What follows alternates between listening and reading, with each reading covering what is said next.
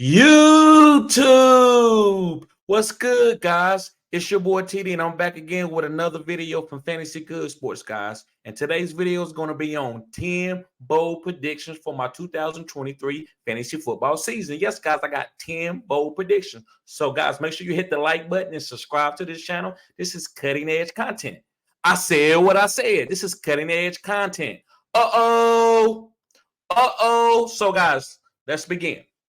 The first bold prediction is Daniel Jones is going to win MVP. I said what I said. Daniel Jones is going to win MVP. And the reason why I believe that Daniel Jones is going to win MVP, guys, is because of Brian Daboll in this offensive scheme. You see what Brian Daboll did with Josh Allen? He turned Josh Allen into an MVP candidate. Guys, don't you know when you got really good coaching that you can take a guy to the next level? Look what Bill Walsh did for Steve Young. Steve Young was playing terrible for the Tampa Bay Buccaneers. He gets traded to the San Francisco 49ers. He becomes an MVP and a Hall of Famer. So, guys, I think Brian Daboll is going to do the same thing with Daniel Jones. I was off on Daniel Jones, not as what his talent or potential was, but I thought he had terrible coaching, and I didn't think he's going to be able to manifest into the player that he's manifesting into. But the Giants, giving the Morris credit, when they got Brian Daboll, it changed everything. The Giants is about to go on a run for the next 5 to 10 years and be a fantastic franchise because of Daniel Jones. I believe that Daniel Jones is a top 5 quarterback and has a chance to win the MVP this year. All right, guys, moving on to my number 2 bold prediction. My next bold prediction is Amon-Ra St. Brown will be the number 1 wide receiver in fantasy football. Yes, guys, I said what I said. Amon-Ra St. Brown. Amon-Ra St. Brown will be the number 1 wide receiver in football. And the reason why I believe that, guys, is because there's no Jameson Williams for the first 6 weeks. Who is Jared Goff going to target? Josh Reynolds? Khalif Raymond? Guys, I don't think these guys can command the target share that Amon-Ra is. Even Jahmyr Gibbs, he's going to be a dynamic hybrid, but he's not Amon-Ra St. Brown. Amon-Ra St. Brown, I wouldn't be surprised if he lead the whole league in targets. Him and Jared Goff are like that. They like Jenny and Forrest Gump. Peas and carrots. Yes, they like Jenny and Forrest Gump. They tight. They just like peas and carrots. All right, guys, moving on to my third bold prediction. And my third bold prediction, guys, is Darren Waller will be the number 1 tight end in fantasy football. Yes, and I believe Darren Waller would be the number 1 tight end, guys. The main reason I believe it is because of Daniel Jones in this offense. Guys, they're going to be using him as a wide receiver. If Darren Waller stays healthy, nobody can guard this guy. He's no linebacker, no safety, and even corners because he's so big.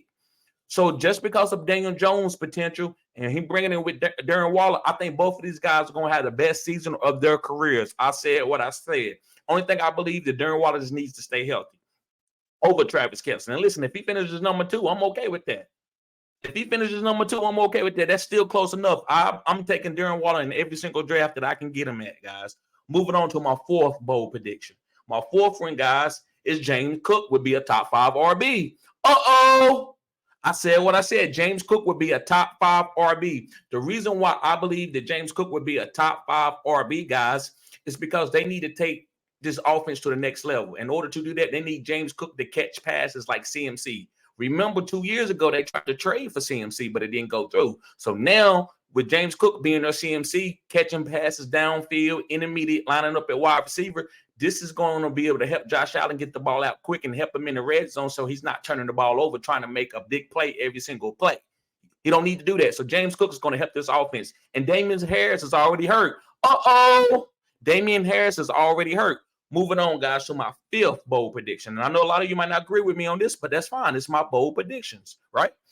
I believe that Trey Lance will become the starter of the San Francisco 49ers before the season is over. The reason why I believe that is I think the San Francisco 49ers will struggle inside their division.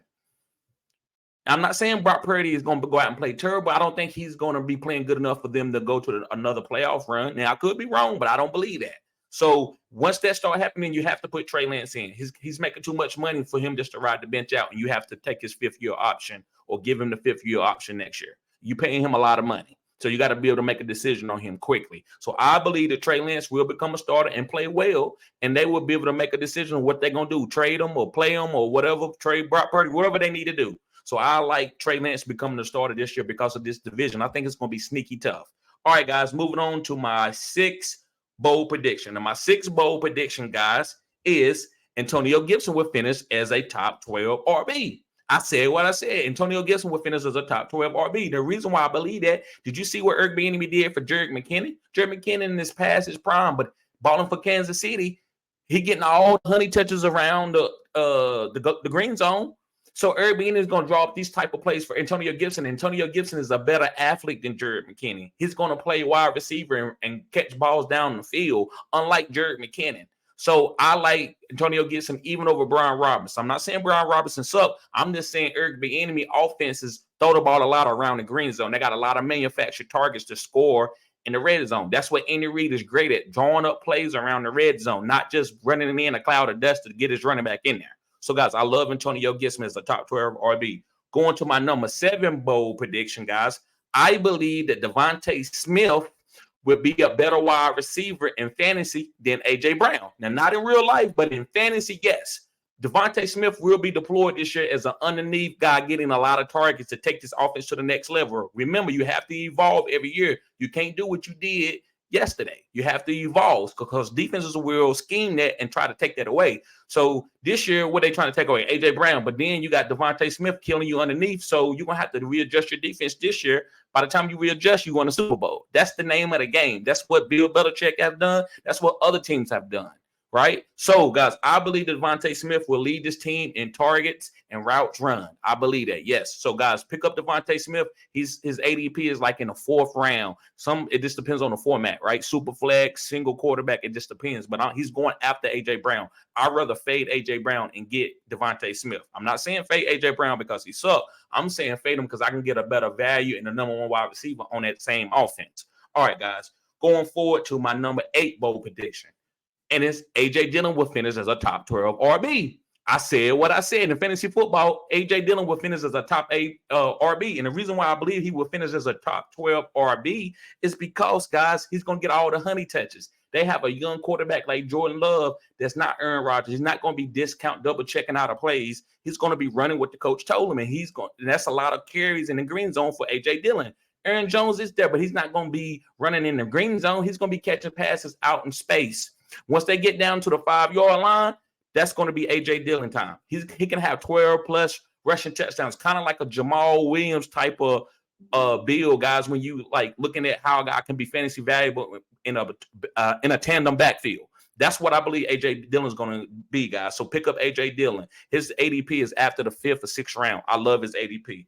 All right, guys, number 9. My number 9 bold prediction is Joe Burrow doesn't finish as a top 12 quarterback. I said what I said. The reason why I believe that Jamar Chase would be the only thing that they got on this offense. I think T. Higgins will struggle. I think teams will make T. Higgins beat them the whole game. So you might say, well, T. Higgins is going to be good. I don't trust T. Higgins to be that type of alpha. I don't think he's better than Devontae Smith or Amon-Ra St. Brown or Jalen Waddle. I don't think he's a bona fide number 2 wide receiver. I think he's a good, solid wide receiver that can help your team win, but I'm not giving him no big-time contract to come to my team to win. He fits the Bengals decent if Joe Burrow's healthy, and that's another reason Joe Burrow's not healthy. So if he was healthy and I knew he was going to start from week 1 and run around and make plays, then maybe. But by him starting maybe week 4 after week 1, I don't want this offense. So I believe that can hurt Joe Burrow in the long run, and he'll finish outside the top 12 because he doesn't run like Justin Fields and Lamar Jackson and Josh Allen. All right, guys. Last but not least, bold prediction is I believe that Deuce Vaughn will finish as a top 24 RB. Yes, guys, a top 24 RB. And the reason why, because they haven't picked up anybody. Can they pick up a Kareem Hunt? It's possible. Can they pick up a Leonard Fournette? It's possible. I don't believe they need that. I believe they're going to deploy Tony Pollard and Deuce Vaughn. Guys, Deuce Vaughn is bona fide. I'm not saying he's a bona fide superstar, but he's a bona fide guy, right? He's a bona fide, and he could end up becoming a star in his own way, like an Austin Eckler. Austin Eckler, yeah, he can be better than Austin Eckler. I said what I said. So I love Deuce Vaughn. So, guys, I'm not going to hold you up on this video. Make sure you hit the like button and subscribe to this channel. This is cutting-edge content. Also, guys, if you want to support the channel, sign up for one of the membership tiers, from rookie all the way to phenom. Also, guys, if you need help with your draft, I offer consultations. I can be with you the whole draft, guys. If you're not signed up as a member, then it's going to cost you $80. But if you sign up as a member, at least the Pro Bowl tier or better, then it's only $40, guys. So make sure you sign up for at least one of my membership tiers. All right, guys, y'all be safe. Peace.